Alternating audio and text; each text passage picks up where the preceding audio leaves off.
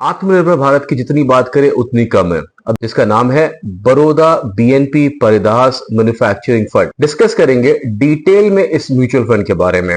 वैसे कोई भी म्यूचुअल फंड जब लिस्ट होने के लिए आता है तो वो एक एनएफओ लेके आता है। नमस्कार, मेरा नाम रवि श्रीवास्तव है। ये चैनल है म्यूचुअल फंड्स विद रवि। इस चैनल पे आपको मिलता है म्यूचुअल फंड और म्यूचुअल फंड के बारे में खूब सारी जानकारियां। हम स्पेशलाइज करते हैं एनएफओ यानी न्यू फंड ऑफर के बारे में। अगर आप हमारे चैनल पे पहली बार आए हैं तो आपसे निवेदन है कि हमारे चैनल को सब्सक्राइब कीजिएगा। अगर ये वीडियो अच्छा लगे तो लाइक कीजिएगा।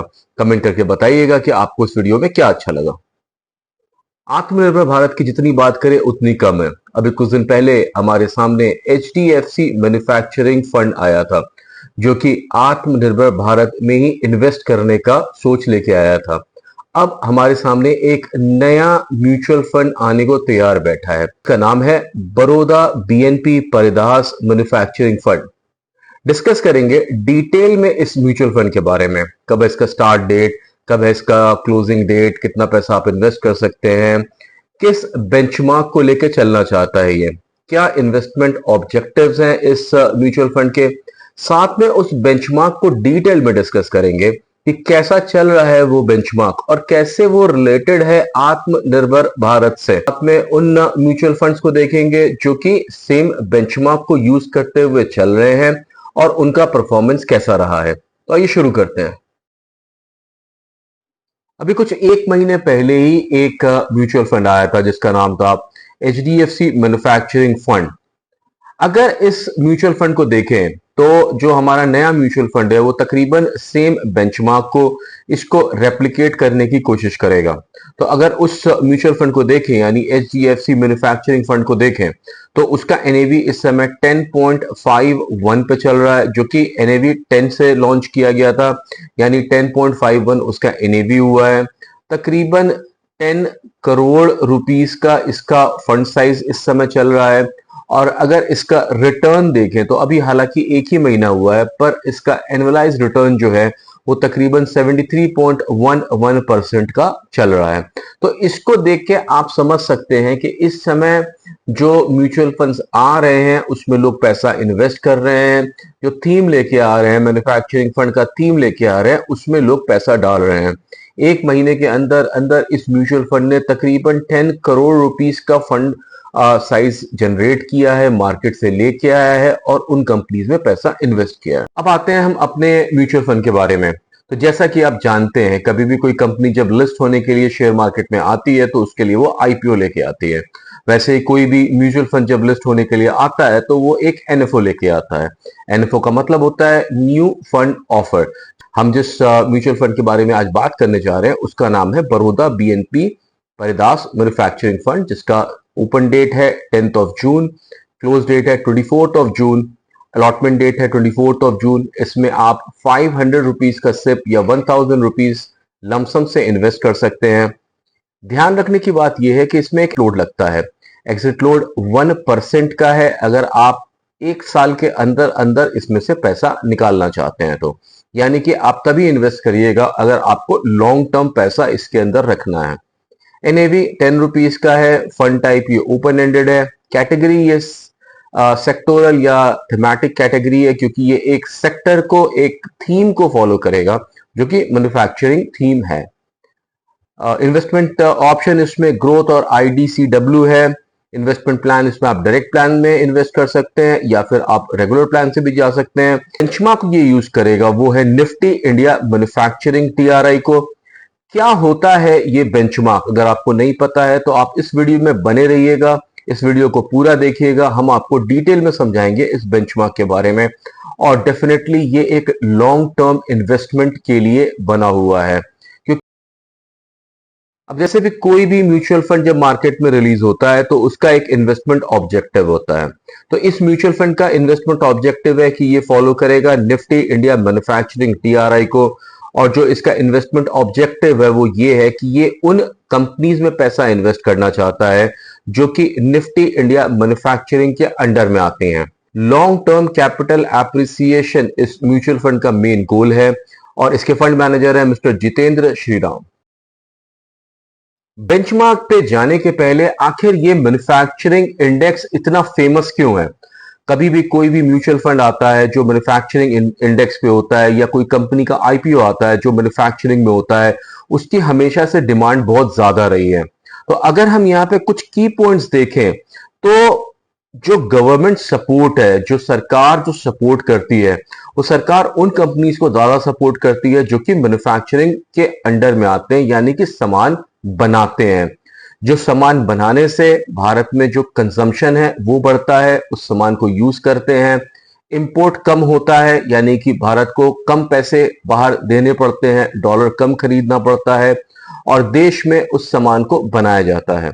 अगर दूसरा देखें तो जिस तरह की हमारी जनसंख्या है और जिस तरह से हमारे यहाँ के लोग अवेलेबल हैं, तो एक तरह से देखें तो इंडिया में लेबर कॉस्ट कम है, यानी कि आपको यहाँ पे सस्ता लेबर मिल जाता है काम करने के लिए, एजुकेटेड लोग मिलते हैं काम करने के लिए, ऐसे लोग ज्यादा मिलते हैं जो कि फैक्ट्रीज में काम करते हैं, जो कि अच्छी इनकी कम्युनिकेशन स्किल्स होती हैं, जो इंग्लिश बोल सकते हैं, लिख सकते हैं। इस कारण से हमारे जो कंपनीज हैं, जो मैन्युफैक्चरिंग इंडस्ट्रीज लगती हैं, उसमें जो एम्प्लॉयज होते हैं उनकी कोई कमी नहीं होती है, यानी कि वो आराम से काम कर सकते हैं। अगर तीसरा पार्ट देखें तो वो भी गवर्नमेंट से ही रिलेटेड आता है, वो है इंफ्रास्ट्रक्चर डेवलपमेंट। भारत सरकार इस समय कई ऐसे प्रोजेक्ट्स में लगी हुई है जिसमें कि वो इंफ्रास्ट्रक्चर को इंप्रूव कर रही है।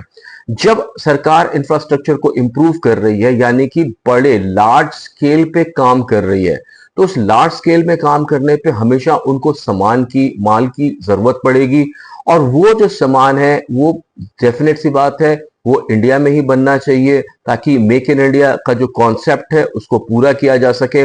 इसलिए ये तीनों फैक्टर्स, पहला गवर्नमेंट का सपोर्ट जो कि इस पर्टिकुलर सेक्टर के लिए सबसे ज्यादा है, दूसरा अवेलेबिलिटी ऑफ द लेबर जो कि काम करने के लिए अवेलेबल है, और तीसरा जो भारत सरकार की फोकस है इंफ्रास्ट्रक्चर डेवलपमेंट पे। ये तीनों फैक्टर्स मिलके मैन्युफैक्चरिंग इंडस्ट्री को एक नेक्स्ट लेवल पे ले जाने को तैयार बैठे हुए। अब आते हैं बेंचमार्क के बारे में। तो बेंचमार्क ही यूज करेगा निफ्टी इंडिया मैन्युफैक्चरिंग टीआरआई। इसमें वो कंपनीज आती हैं जो कि मैन्युफैक्चरिंग डोमेन में होते हैं। तो जैसे कि हम जानते हैं कि सबसे पहले निफ्टी 100 आता है, उसमें पहले टॉप की 100 कंपनीज होती हैं। तो निफ्टी 100, सेकेंड में आता है निफ्टी मिड कैप 150, और थर्ड में आता है स्मॉल कैप 50। ये जो इंडेक्स क्रिएट किया गया है, इसमें टोटल 300 कंपनीज आती हैं, निफ्टी 100, निफ्टी मिड कैप 150 और स्मॉल कैप। इन 300 कंपनियों में टोटल 75 कंपनीज को सेलेक्ट किया जाता है जो कि मैन्युफैक्चरिंग थीम में आती हैं, और फिर उनकी परफॉर्मेंस को इस बेंचमार्क के अंडर रखा जाता है। तो ये टोटल एक जो कलेक्शन बनता है वो तकरीबन 300 कंपनियों का कलेक्शन बनता है। इसमें हैंड पिक किया जाता है टॉप 75 कंपनीज को। अब अगर देखें इस बेंचमार्क को, तो इसकी इंपॉर्टेंस इसलिए होती है क्योंकि मैन्युफैक्चरिंग जो होता है वो बैकबोन होता है किसी भी कंट्री का। जितना ज्यादा अच्छा मैन्युफैक्चरिंग डिवीजन होगा कंपनी का, उतना अच्छा वो प्रोडक्ट को क्रिएट करेगा, डिलीवर करेगा, अवेलेबिलिटी उसकी बढ़ेगी, जो प्राइस होगा वो कम होगा, इंपोर्ट से सरकार को मुक्ति मिलेगी, ज्यादा इंपोर्ट नहीं करना पड़ेगा, यानी कि जो डॉलर है उसको कम स्पेंड करना पड़ेगा। एक डेटा के हिसाब से अगर देखा जाए तो इंडिया इस समय सबसे बड़ी पॉपुलेशन है इंडिया की। 2030 तक आते आते इंडिया की जो वर्किंग लोग हैं, जो अवेलेबिलिटी है, वो चाइना से भी आगे चली जाएगी। यानी कि जो फैक्ट्रियां हैं, जो कंपनियां हैं, उनको और लोग मिलेंगे काम करने के लिए। उससे फायदा ये होगा कि वो और अच्छे से काम कर सकते हैं और जल्दी जो प्रोडक्शन है उसको इंप्रूव कर सकते हैं। अब हम बात कर रहे हैं 75 कंपनीज की जो कि इस डोमेन के अंडर में आती हैं। तो एक बार सेक्टर रिप्रेजेंटेशन देखते हैं कि मैन्युफैक्चरिंग में कौन कौन से सेक्टर्स आते हैं। तो वो होता है ऑटोमोबाइल एंड ऑटो कंपोनेंट, जैसे हम बात कर भी रहे थे महिंद्रा की या टाटा की या मारुति सुजुकी की। तो सबसे ज्यादा जो प्लांट लगे हुए हैं जिसमें कि पैसा बनता है वो ऑटोमोबाइल एंड ऑटो कंपोनेंट्स में है, जो कि 30.27% है। उसके बाद capital goods, health care, metal mining, oil gas and consumable fuels, chemical, इस तरह के सारे सेक्टर्स आपको इस वर्टिकल में देखने को मिलेंगे। अगर कंपनी की बात करें तो Mahindra and Mahindra, Maruti Suzuki, Reliance, Tata Motors, Sun Pharmaceuticals, Tata Steels, ये सारी कंपनियां मैन्युफैक्चरिंग डोमेन की है। सो आपको चिंता करने की जरूरत नहीं होगी कि आपका पैसा कहां लग रहा है, ये इन्हीं कंपनीज में लगेगा। याद रखिए, निफ्टी 100 में से सेलेक्ट किया जाएगा उन कंपनीज को जो कि मैन्युफैक्चरिंग थीम में है, फिर मिड कैप 150 में से और फिर स्मॉल कैप 50 में से, यानी कि आपका पैसा इतनी जगह डाइवर्सिफाई होगा। लिस्ट थोड़ी लंबी है और स्क्रीन का साइज थोड़ा छोटा है, इसलिए हम आपको यहाँ पे टोटल 75 कंपनीज दिखा रहे हैं।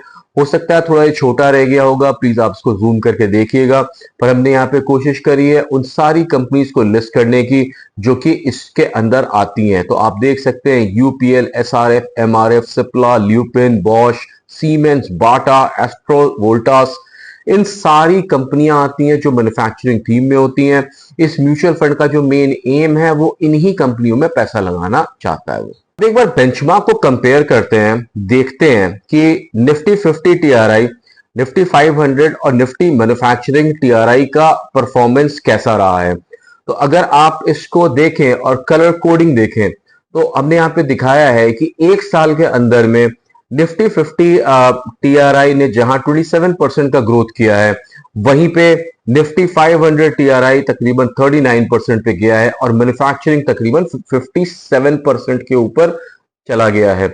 इसका मतलब है जो सबसे अच्छा ग्रोथ आ रहा है, जो सबसे अच्छा प्रॉफिट आ रहा है, वो इस समय निफ्टी मैन्युफैक्चरिंग टीआरआई के ऊपर आ रहा है। ये बेंचमार्क ऊपर जा रहा है। आप यहाँ पे देखिए 3 इयर्स में 26%, 5 इयर्स में 23% और 10 इयर्स में 17% का ग्रोथ है। आप समझ सकते हैं 17% का ग्रोथ अगर 10 इयर्स में आपको मिल रहा है 2014 से 2024 में, अगर उसी तरीके से डेवलपमेंट चलता रहा तो आपका पैसा कहां से कहां तक जा सकता है। अब इस बेंचमार्क के ऊपर आते हैं कि मैन्युफैक्चरिंग इंडिया जो है इसकी परफॉर्मेंस पिछले 2 साल में कैसी रही है। तो यहां पे देखिए, इस परफॉर्मेंस को देखने से आपको पता चलता है कि कैसे डेवलपमेंट हुआ। अगर आपने अपना पैसा लगाया 1 साल के लिए या 2 साल के लिए तो आपका पैसा कैसे आगे बढ़ा। तो तकरीबन 23 मई 2022 की बात करें तो इसका जो प्राइस ओपन हुआ था वो 9072 था और इस समय अगर 2 मई की बात करें तो इस समय इसका जो प्राइस है वो 14,613 पे चल रहा है, यानी तकरीबन 5,000 रुपीज का जंप लेके आगे बढ़ा है। अगर इस साल की बात करें, जनवरी 1 2024 से अभी तक की बात करें तो एक भी बार ये नेगेटिव में नहीं गया। नेगेटिव में जाने का, रेड में जाने का मतलब होता है कि इसने अपने पिछले महीने की परफॉर्मेंस से नीचे किया, तो इसका परफॉर्मेंस नीचे नहीं गया है। अगर 2023 की बात करें तो इनिशियल 3 महीने 2023 के इसके खराब थे, पर उसके बाद इसकी परफॉर्मेंस बहुत अच्छी रही है। नवंबर में जाके ये थोड़ा सा नीचे गया था, तकरीबन 300 पॉइंट्स, पर उसके बाद फिर इसने अच्छा रिकवरी किया है। इस डेटा को समझिए, देखिए कि किस तरह से ये ओपन होके ऊपर जाता जा रहा है। ऊपर तभी जाएगा जब इससे एसोसिएटेड कंपनीज जो हैं उनका मार्केट कैप बढ़ेगा। अगर उनका मार्केट कैप बढ़ रहा है तो इसका मतलब है कि ये बेंचमार्क भी ऊपर चलता रहेगा। इस पार्ट में हमको बड़ा मजा आता है क्योंकि यहां पे हम उन म्यूचुअल फंड्स की बात करते हैं जो कि सेम बेंचमार्क को लेके चल रहे हैं। इससे आपको आइडिया लगता है कि उसकी परफॉर्मेंस कैसी रही है, आने वाले टाइम में जो हमारा म्यूचुअल फंड है उसकी परफॉर्मेंस कैसी हो सकती है। तो हमने यहाँ पे मिक्स करने की कोशिश की है। एक म्यूचुअल फंड उठाया है जो कि तकरीबन 1 साल से चल रहा है, दूसरा उठाया है तो जो तकरीबन 2 साल से, और फिर 2 ऐसे म्यूचुअल फंड्स उठाए हैं जो तकरीबन 5 साल से चल रहे हैं, ताकि आप देख सके छोटे टाइम के इन्वेस्टमेंट, मिड टाइम के या बड़े टाइम का इन्वेस्टमेंट आपका कैसे होने वाला है। तो यहाँ पे Navi Nifty India manufacturing index fund है जिसको आप देख सकते हैं, ये अभी अपने पहले साल में है। इसका जो एनएवी है वो 15 रुपीज 53 पैसा है। इसने तकरीबन 26.12 करोड़ का जो फंड साइज है जनरेट किया है और इसका एक्सपेंस रेशियो 0.12% का है। उसी तरह से मिराय एसेट है जो कि 16 रुपीज 20 पैसे पे चल रहा है, इसको 2 साल हुए हैं। आईसीआईसीआई प्रूडेंशियल मैन्युफैक्चरिंग फंड को देखिए, ये 33.59 रुपीज पे चल रहा है और इसको अभी चलते हुए 5 इयर्स हो चुके हैं। आदित्य बिरला सन लाइफ को देखिए 31.37 पे चल रहा है और इसको चलते हुए 5 इयर्स हो चुके हैं। तो यहां से आप अपना एक जो एक्सपेंस रेशियो है वो समझ सकते हैं कि इसका एक्सपेंस रेशियो तकरीबन 0.12 के आसपास होना चाहिए पहले साल के लिए, दूसरे साल के लिए 0.46 और फिर ये 0.61 या फिर 1.49% होगा। देखते हैं इसका परफॉर्मेंस कैसा रहा है। नवी निफ्टी ने पहले साल में दिया है 55.53% का ग्रोथ, वहीं मिराय एसेट ने पहले साल में 54.08 और 2 इयर्स में 24.48% का। आईसीआईसीआई को देखें तो वहां पे फर्स्ट ईयर में 68.93% और सेकेंड ईयर में देखें 34.31%, वहीं थर्ड ईयर में 33.37 और 5 इयर्स में 25.73%। यानी छोटे टाइम के इन्वेस्टर हैं तो आप देख सकते हैं कि आप तकरीबन 53% के आसपास का एक्सपेक्टेशंस बना सकते हैं रिटर्न का, और बड़े टाइम के इन्वेस्टर हैं तो आप 25.73% का एक्सपेक्टेशन बना सकते हैं। तो यहाँ पे आपके पास दोनों ऑप्शंस हैं, अगर आप चाहें तो लॉन्ग टाइम के लिए रुक सकते हैं या फिर स्मॉल टाइम में लगा सकते हैं। हालांकि हमारी ये एडवाइस है कि पूरे वीडियो को ध्यान से देखिए, किसी भी पार्ट को स्किप मत कीजिए और पूरे वीडियो को देख के ये समझने की कोशिश करिए कि आपको इसमें इन्वेस्ट करना भी चाहिए या नहीं करना चाहिए। हमने आपको वो म्यूचुअल फंड दिखाए, 4 म्यूचुअल फंड दिखाए जो कि 1 साल, 2 साल और 5 साल में बैठे हुए हैं। यहां से देख के आप समझ सकते हैं कि किस तरह से इसका परफॉर्मेंस होगा। आज के इस वीडियो में हमने देखा एक नए म्यूचुअल फंड के बारे में जिसका नाम है Baroda BNP Paribas manufacturing fund. जी हाँ, आत्मनिर्भर भारत का एक और म्यूचुअल फंड जो कि मेन कॉन्सेप्ट पे काम करेगा, जो कि आत्मनिर्भर भारत है, जो कि गवर्नमेंट की सबसे बढ़िया और सबसे अच्छी प्रायोरिटीज में लेके चल रहा है। एक बार समरी कर लेते हैं।